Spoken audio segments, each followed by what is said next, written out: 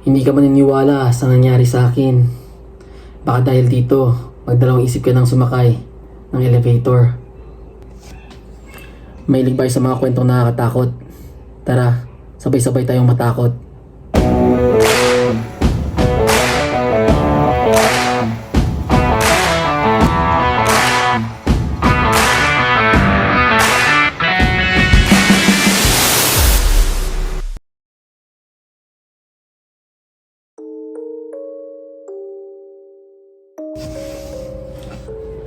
May narinig ako isang kwento tungkol sa dalawang magkaibigan na nagbibiruan nung sumakay sila ng elevator.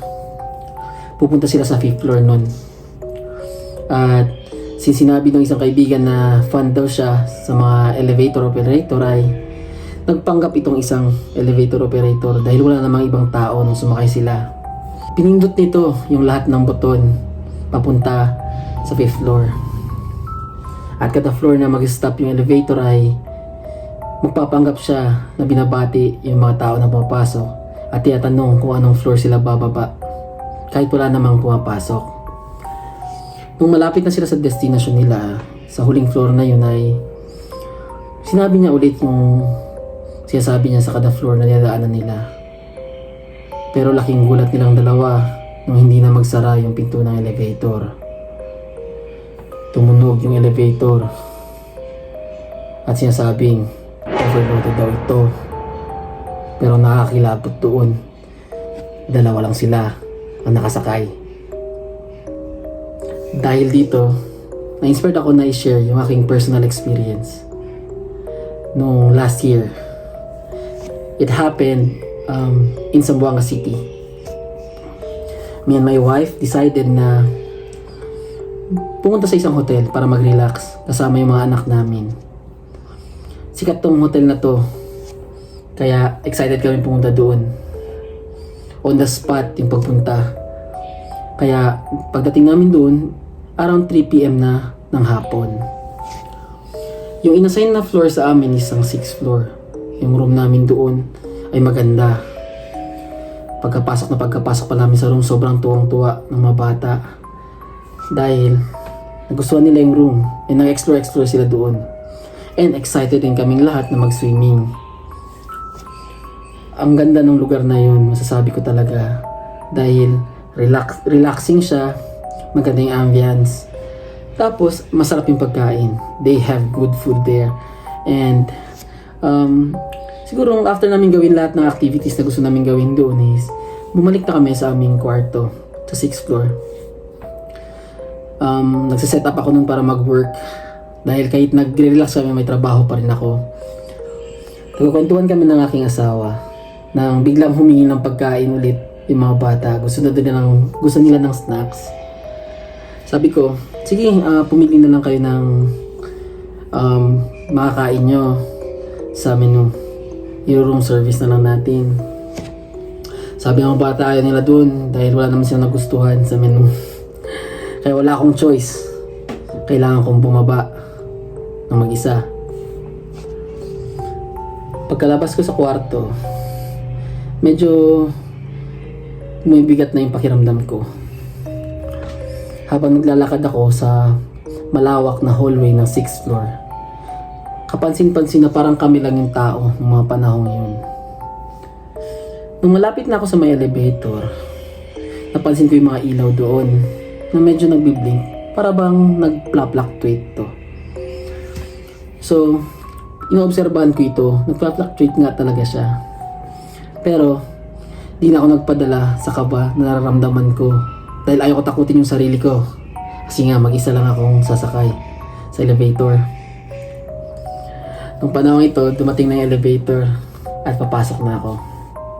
Normal lang yung pakiramdam ko nun kasi nagmamadali nga ako. Pero, napansin ko na parang hindi gumagana yung mga buton ng elevator. Pinipilit kong pindutin yung ground floor tsaka yung 2nd floor. Pero hindi to gumagana. Hindi ko ba alam kung ako lang ba yun o may problema yung elevator.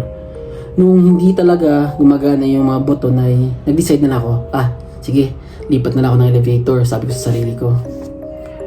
Nung panahon na yun, palabas na ako ng elevator, biglang nagsara yung pinto. Hindi ko na ma-open yun. At laking gulat ko nung dahan-dahan itong umakyat papunta sa 9th floor. Habang umaakyat yung elevator ay nag-iba na yung ihip ng hangin. Lumamig na yung pakiramdam ko. Tumatayo yung mga balahibo ko. At nanlalaki yung ulo ko. Akala ko ang andun lang yun. Pero hindi ko na expect na yun na pala yung simula ng mga kababalaghan sa elevator na yun. Kung umabot ka sa part na to, huwag mo kalimutan mag-like and subscribe sa aking channel to be updated in my channel.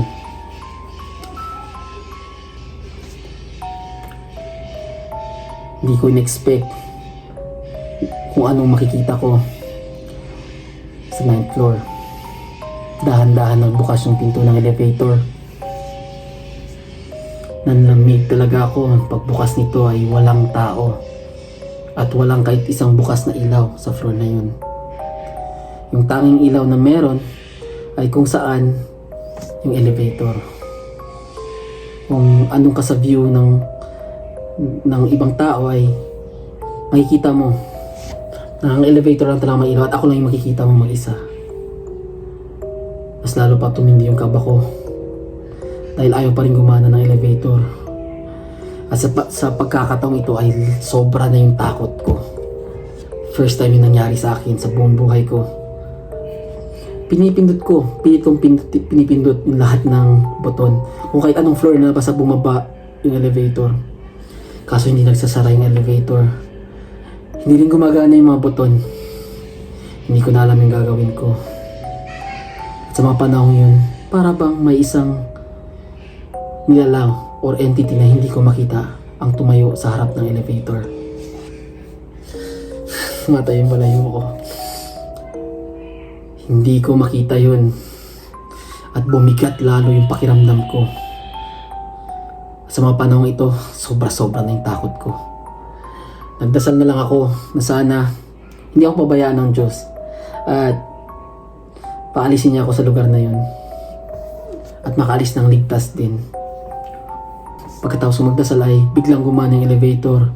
Pagkapindot ko sa 2nd floor, gumana ito. Nagsara naman yung pinto at bumaba na ito.